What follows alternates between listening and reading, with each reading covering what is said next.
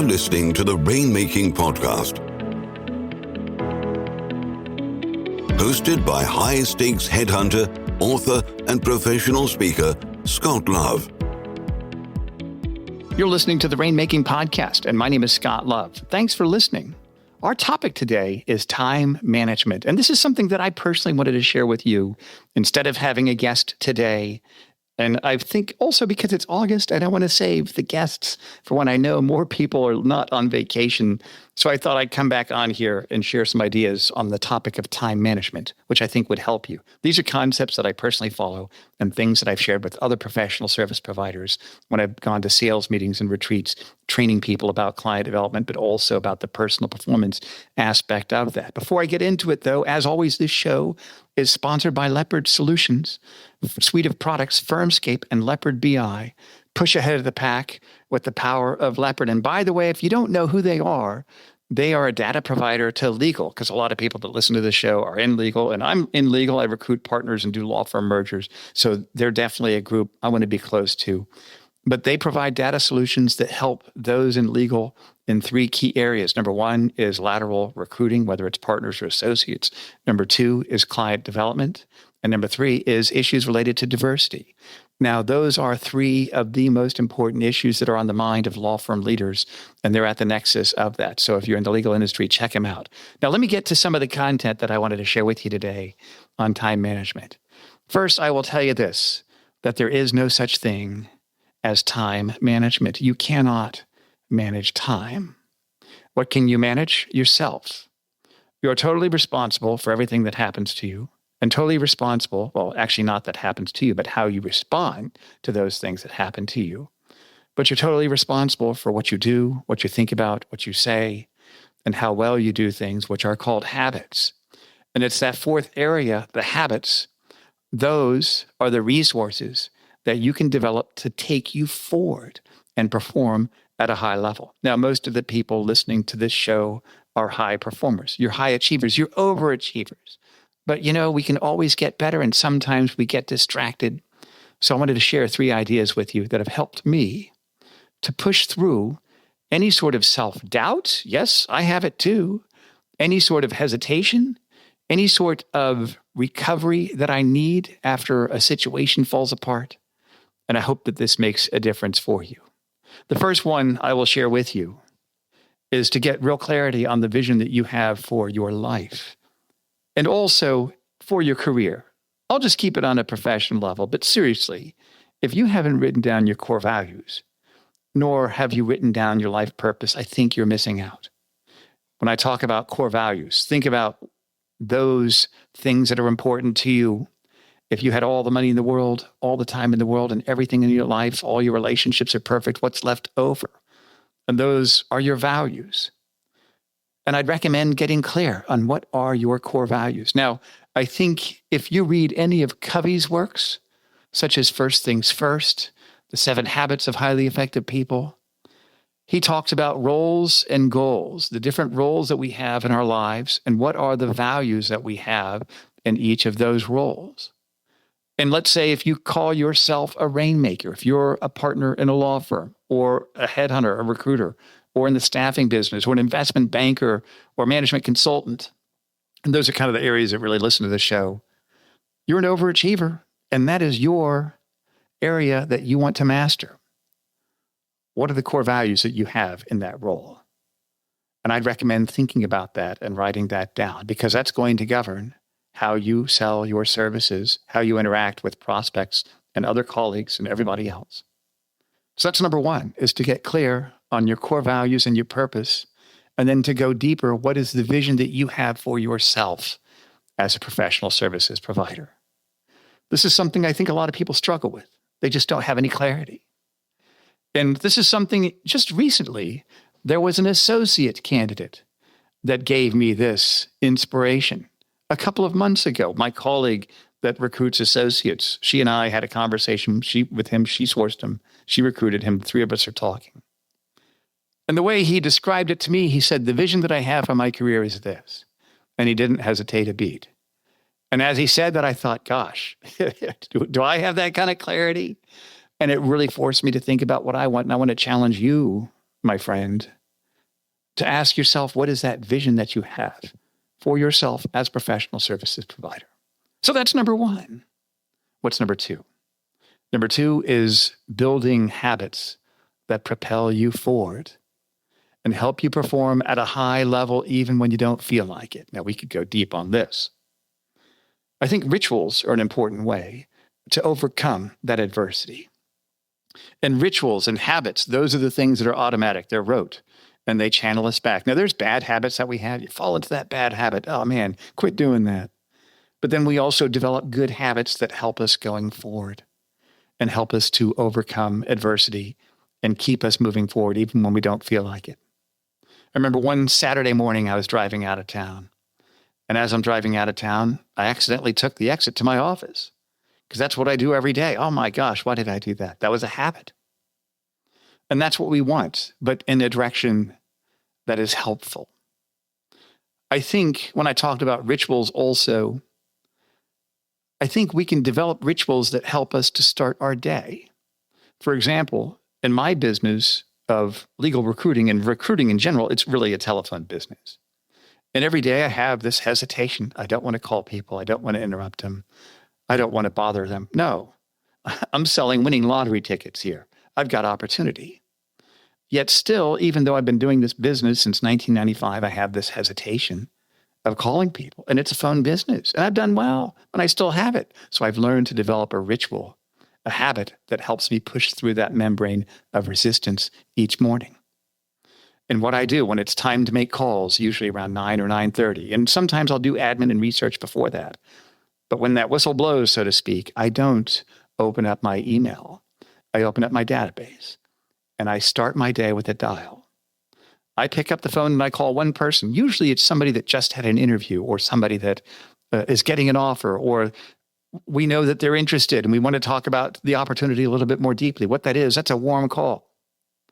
And if I don't have anybody like that in the pipeline at that moment, I'll call people that I know I'm really friendly with. Well, I'm going to call Terry. He always gives me referrals. He's always happy to hear from me.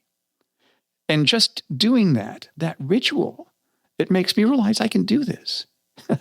In spite of doing recruiting since 1995, yes, before the internet, I still have that hesitation every day. And so that habit, that ritual helps me to overcome that. I had a coach. His name was Dr. Ken Christian. He passed away probably about 6 years ago. And he'd written a book called it was called Your Own Worst Enemy, Overcoming the Habits of Adult Underachievement. And I saw that and I'm like, wow, I learned so much from that book. I was getting in my own way.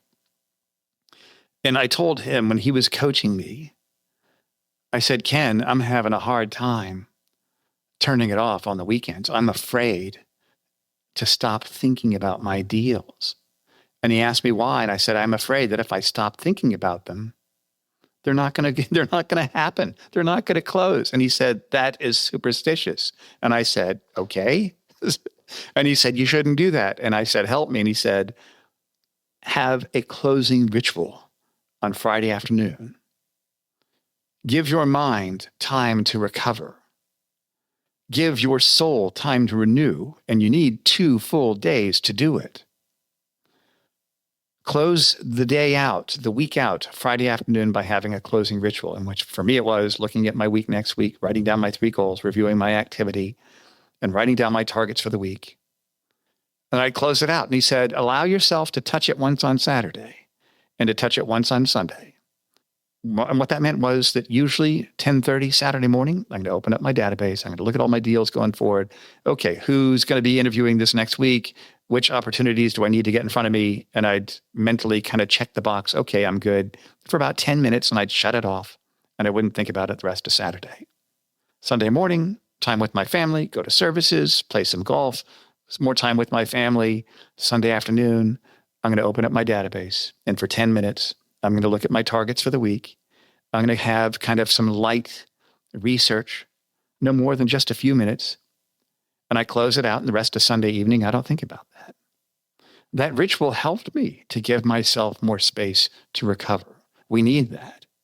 If you cut your skin, the point that the skin is cut, it grows back in scar tissue, which is stronger. The point where you break the bone, that point grows back to a stronger point on the bone structure.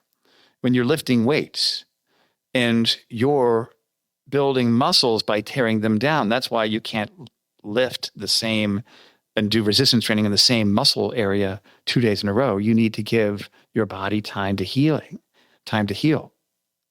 And when you do that, you're giving yourself strength. By actually tearing down our muscles, we're building strength. But we need time to heal. And so that time gives you recovery. There's another metric I came up with in terms of recovery. I would measure the time that it takes for me to recover from extreme disappointment. For example, I had a series of significant placements this past few months that did not close. And some recruiters with the kind of fees those would be, it would take them months to recover. It used to be that way for me. But I measured it. One of them, 2 minutes, I'm good, I'm moving on. The other one, 1.5 minutes, I'm good, I'm moving on. Why is that? Because I built tactical tools on resilience. Step 1, step 2, step 3. I'm able to take that and that becomes a ritual, almost like an automatic habit. So that's number 2, habits of achievement. Number 3, how are you spending your time? One of the things that Darren Wurz, who is a financial planner for the legal industry and a close friend of mine, and by the way, you can find his podcast on our series here. He gave me some really good ideas about personal financial management, to find out where your money's going. And that helped me a lot. Wow, geez. I mean, I remember when COVID hit, I didn't realize how much I was spending on dinners out. when it shut down, wow, look at all the money I have, because I was really spending it a lot. I mean, a lot of it was entertainment with candidates and clients, but you get the point. I'm going to ask you that same question, but with your time. How are you spending your time? I'm going to recommend that you do this. This will probably be one of the most significant exercises in personal mastery that you will ever do. Some people won't do it. I want you to just print out a blank sheet of a calendar day. Sort of like when you have your calendar day on Outlook and you open it up and there it is. Find a blank one. You can just Google blank calendar sheet and there it is for the day. 8 o'clock, 9 o'clock, 10 o'clock, all the way up to 5 and 6. Just print it out. Yes, printer, paper, old school. Sorry, millennials, old school. Print it out. And I want you to just write down, what do you do all day? What do you mean? I left my desk, walked downstairs, got a cup of coffee. Write it down. Came back up, went to the bathroom. Yeah, write it down. Check Facebook, write it down. Made calls to clients, write it down. You get the point. Just by doing this, there's an immediate correction. And I may have mentioned this before, but I started doing Noom a few months ago. And wow, what, I have to write down what I eat? Come on, I have to document how many glasses of water I drink a day? I have to stand on a scale? Geez, really? Oh, okay. Wow. Oh, wow, look, it worked. Because whatever you measure improves over time. So how are you spending your time? Print out that blank calendar sheet and use that and measure. How are you spending your time? I'd be willing to bet we can find 30 minutes of goof off time in the morning and 30 minutes of goof off time in the afternoon. I bet you can reclaim an entire hour of your day just by doing that simple exercise. And what I've noticed with myself, sometimes when I'm getting kind of soft, yeah, I'm going to do that exercise. I don't have to do it for more than a couple of days because, okay, you get the point. Now you're thinking about that. And 2 other things I'm going to leave with you. One of them is a question. I learned this from a sales trainer, Brian Tracy. Ask yourself this question. What's the best use of my time right now? Ask yourself that question throughout the day. And secondly, whenever you're making decisions, and I've made some serious decisions about groups I want to get more involved in and groups I'm not going to be as involved in, and other places that I spend my time. I ask myself this question. Is this bringing me closer to or further away from my goals? Is this bringing me closer to or further away from the vision that I have of myself as a professional? And that brings us back to our first point. I'd recommend that you take time, think through your values and your purpose as a person, your values as a professional services provider, and then the vision that you have for yourself as a professional services provider. Thank you for listening. I hope that this makes an improvement for you in how you perform. And I appreciate the vulnerability here. I went to the Naval Academy in the 1980s, so we didn't grow up with mental health or vulnerability back then. But I appreciate you all taking a listen to this. No judgment. Hey, I'm not there yet. Just like everybody else, I'm imperfect, and I still want to learn. I love producing the show. Thank you so much for listening. If you get a minute, if you could give it a nice 5-star review on Apple Podcast, I'd appreciate that. I haven't asked for that too much. I need to do that more. Anyways, thanks for listening. We'll catch you next time. Thank you for listening to the Rainmaking Podcast. For more information about our recruiting services for international law firms, visit our website at attorneysearchgroup.com. To inquire about having Scott speak at your next convention, conference, sales meeting, or executive retreat, visit therainmakingpodcast.com.